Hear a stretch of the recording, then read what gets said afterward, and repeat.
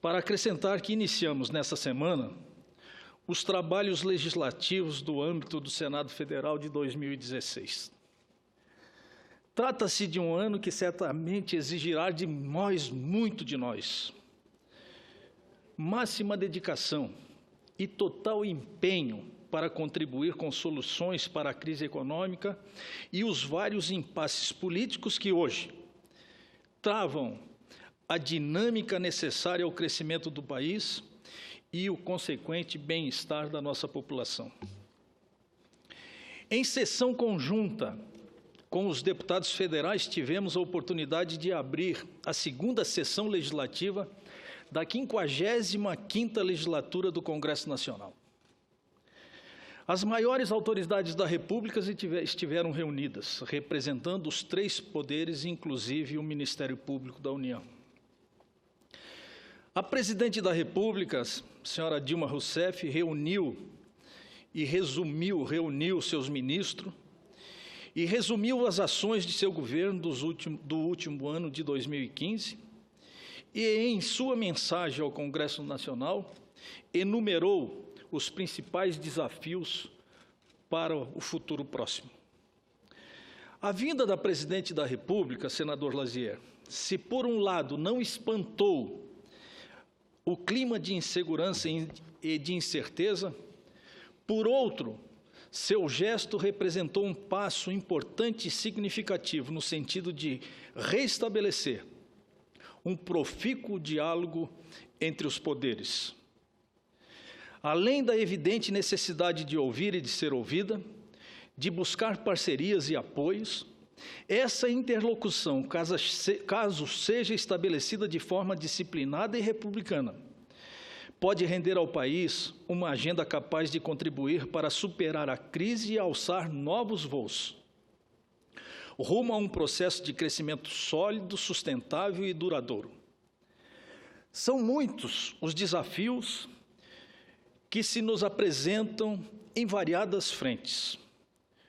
O Brasil precisa, é certo, finalizar o processo de estabilização fiscal, mas sem extinguir os direitos sociais a duras penas já conquistados.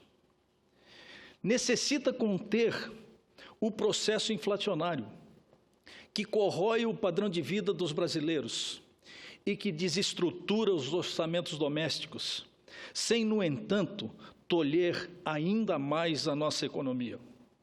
É imperioso retomar o crescimento econômico, sem, contudo, descurar da austeridade quanto aos gastos públicos do governo federal. São necessários, por fim, reformas estruturais, como a reforma administrativa, a reforma trabalhista, a previdenciária, a política e a tributária, mirando na retomada dos investimentos, a saúde do ambiente dos negócios, a modernização das relações econômicas, o combate ao desemprego e o reposicionamento do Pacto Federativo. Há muito tempo ouço falar na necessidade de fazermos e implantarmos as reformas estruturais para o país. Mais uma nesse pronunciamento quero destacar: a reforma administrativa, porque é público e notório que o sistema que está aí envelheceu, mofou, não atende mais às necessidades da população brasileira. O sistema está arcaico, o sistema não avança, é ineficiente, ele precisa ser remodelado urgentemente para que, efetivamente, nós possamos estabelecer um novo marco de desenvolvimento para o nosso país. Não preciso destacar a necessidade de avançarmos na discussão do Pacto Federativo. Nós não temos nenhuma dúvida que hoje os nossos governadores, os nossos prefeitos, estados e municípios encontram-se em extrema dificuldade financeira. Alguns, inclusive, já quebraram. E Santa Catarina, apesar de ser o último estado brasileiro a sentir os efeitos da crise, Nesses últimos dias, pude perceber o avanço do desemprego que se abateu também sobre o meu estado de Santa Catarina. E não tem política social mais importante do que o emprego. Portanto, é indispensável, senhoras e senhores senadores, dinamizar a estrutura administrativa do Estado, modernizando-o, preparando-o para um papel proeminente nesse novo século. Devemos, é claro, enfrentar nossas mazelas sociais, sobretudo nas áreas da saúde e educação, mas emergencialmente em suas manifestações mais candentes, como a tríplice epidemia de dengue, zika vírus, febre chikungunya, todas transmitidas pelo mosquito Aedes aegypti. Assim, o apoio aos estados e municípios deve ser intensificado, como já parece ter sido entendido pelas autoridades do Ministério da Saúde e demais agentes governamentais. De modo mais sucinto, foi o que nos disse a presidente da República em sua mensagem ao Congresso Nacional. Abro aspas. Conto com o Congresso Nacional para estabelecermos uma nova fase de desenvolvimento do país, sem retroceder nas conquistas sociais, com estabilidade fiscal e crescimento econômico. Penso que é tudo que nós desejamos. Para tanto, neste ano legislativo, é vital construir com o Congresso uma agenda priorizando as medidas que vão permitir a transição para uma reforma fiscal. A crise atual, Vossas Excelências bem sabem, é ao mesmo tempo econômica e política. Enfrentá-la pressupõe, além de medidas fiscais, tanto do lado da arrecadação quanto do corte de despesas, uma grande concentração entre as forças políticas do nosso país. Não é factível esperar que todas as transformações de que carecemos aconteçam já este ano. Assim como não é possível pensar em unanimidade quando a condução da vida política nacional.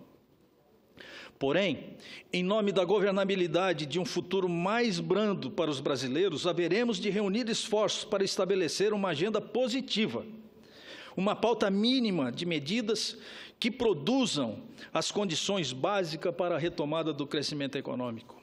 O momento requer a superação e também precisamos esquecer as diferenças ideológicas. Não podemos retroceder, muito mesmo retroagir. Precisamos andar para frente. Não podemos e não devemos partidarizar os temas e as propostas vitais para a saída da crise. O presidente dessa casa, senador Renan Calheiros, em seu discurso no início do ano legislativo, sublinhou o nosso compromisso que é com a nação brasileira e, para tanto, devemos, com o agravamento da crise, buscar uma conjunção de esforços rumo ao ponto futuro e minimizar os debates pelas responsabilidades da crise.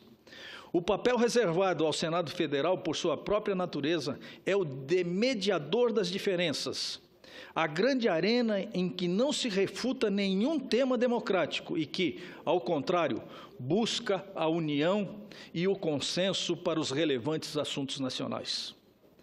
Nesta linha, 2016 será um ano de intenso trabalho. Haveremos, sim, de atingir uma conjunção de esforços que garanta a superação da crise, sempre mantendo a independência do Poder Legislativo. Senhoras e senhores senadores, é preciso, todavia, que o governo faça a sua parte, efetivando uma real política de controle dos gastos de custeio e aumentando a eficiência da máquina pública, com avaliação periódica e sistemática e obrigatória de todos os programas e ações governamentais. A iniciativa privada, por seu turno, precisa de estabilidade macroeconômica, mas também de incentivos que possam advir, por exemplo, da racionalização do sistema tributário, incluindo reformas no chamado super simples. Senhora Presidente Ana Amélia, ninguém discute o papel central da retomada dos investimentos privados para a recuperação econômica.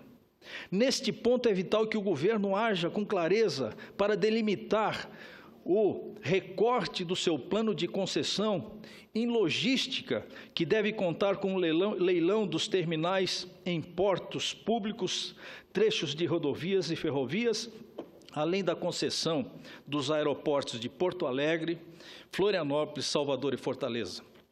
Por outro lado, nobres companheiros e nobres colegas senadores e senadoras, teremos de deparar temas controversos aqui no Senado Federal, como o projeto da regularização da terceirização, a independência formal do Banco Central, ou o que trata do fim da obrigatoriedade da Petrobras em participar com 30% dos investimentos da camada do pré-sal. Propostas estas tidas como inovadoras, como a chamada Lei de Responsabilidade Fiscal das Estatais e da instituição fiscal independente no âmbito do Legislativo, também deve figurar na pauta do Senado. Além disso, propostas urgentes ligadas ao aperto financeiro dos governos estaduais e municipais e que recompõem, em parte, o nosso combalido pacto federativo, precisam ser apreciadas o mais rapidamente possível. No final do ano passado, o governo editou o decreto regulamentando a Lei Complementar número 148 de 2014, que alterou os critérios de indexação aplicáveis às dívidas dos estados e dos municípios com a União, aliviando, portanto, seus caixas. Agora, os governadores pleiteiam a aprovação da chamada PEC dos precatórios. Com efeito, a proposta de emenda à Constituição de número 159 de 2015, cujo texto trata do regime de pagamentos de precatórios, que são os débitos decorrentes das decisões judiciais que geram dívidas dos estados com os cidadãos, foi recentemente aprovada pela Câmara dos Deputados. Agora a matéria tende a passar por 2 turnos de votação no plenário do Senado. Caso seja aprovado, significará recurso novo para pagamento dessas despesas, possibilitando uma maior folga para que os estados cumpram suas obrigações e façam seus investimentos. Há ainda polêmicas propostas que visam melhorar a situação fiscal da União e, ao mesmo tempo, recompor as receitas dos entes federados. Senhora Presidenta, a presidente Dilma Rousseff tem defendido a volta da contribuição provisória sobre movimentação financeira. Diz ela, é a ponte necessária entre a urgência e o curto prazo, para aumentar de imediato a arrecadação e a necessária estabilidade fiscal do médio prazo. Ainda segundo a presidente, haveria necessidade da participação dos estados e dos municípios na arrecadação da CPMF, destinando esses recursos para a Seguridade Social, ou seja, para a Previdência e para a Saúde. Em tese, o retorno da CPMF, aliado à prorrogação da desvinculação das receitas da União, daria a folga necessária para aguardar os efeitos das reformas de médio e longo prazo, ponto no qual se poderia abdicar desta fonte de recurso. Seja qual for a posição de cada um dos nobres senadores desta Casa a respeito desse tema, é inequívoco que ele precisa ser debatido, até para que se pense em providenciar alternativas arrecadatórias e não exclusivamente a CPMF. De modo similar, senhora Presidente, podemos nos abster de enfrentar o difícil dilema da resposta, não podemos nos abster de enfrentar o difícil dilema da reforma da legislação previdenciária. Os ministros da área econômica, afinados e aliados com o Ministério da Previdência Social, já falam em estabelecer uma idade mínima para a aposentadoria e torná-las idêntica para homens e mulheres. O tema previdenciário é um desafio maior da política fiscal do Brasil e também para vários países do mundo inteiro. De fato, combater a sustentabilidade da Previdência Social em um contexto de envelhecimento da população e aumento do índice de desemprego é tarefa das mais penosas para todos nós. No ano passado, a Previdência Social e os benefícios assistenciais só mais uns minutinhos, senhora Presidente, que eu termino em seguida, certo? Muito obrigado. No ano passado, a Previdência Social e os benefícios assistenciais benefício de prestação continuada para idosos e pessoas com deficiência, responderam por 44% dos gastos primários do governo federal. Mantidas as atuais regras de aposentadorias, esses percentuais tendem a aumentar exponencialmente diante do envelhecimento esperado da população brasileira. A Previdência Social é um tema delicado, pois mexe com direitos adquiridos e interfere na expectativa de direitos em relação a um horizonte em que as pessoas encontram-se cada vez mais frágeis.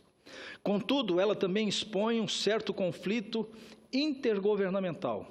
Mantê-la atuarialmente equilibrada significa não apenas formatá-la mais rigidamente, mas no limite assegurar recursos para a aposentadoria dos nossos filhos e dos nossos netos. O fundamental nesse debate é garantir a sustentabilidade da Previdência sem ferir os direitos adquiridos. Em apertada síntese, senhora presidenta, estão aí as principais tarefas que nos cabem neste ano legislativo, em parceria com o Poder Legislativo, Poder Executivo, mas com liberdade de ação e pensamento. O objetivo desta Casa tem de ser o de contribuir para superar a crise, seja em sua dimensão econômica ou seja em sua vertente política. O Senado da República é a instância do equilíbrio da federação, e o local em que as posições mais serenas e equilibradas são definidas, para o bem do país e da nossa população. Era o que eu tinha a dizer, senhora presidente. Muito obrigado pela tolerância.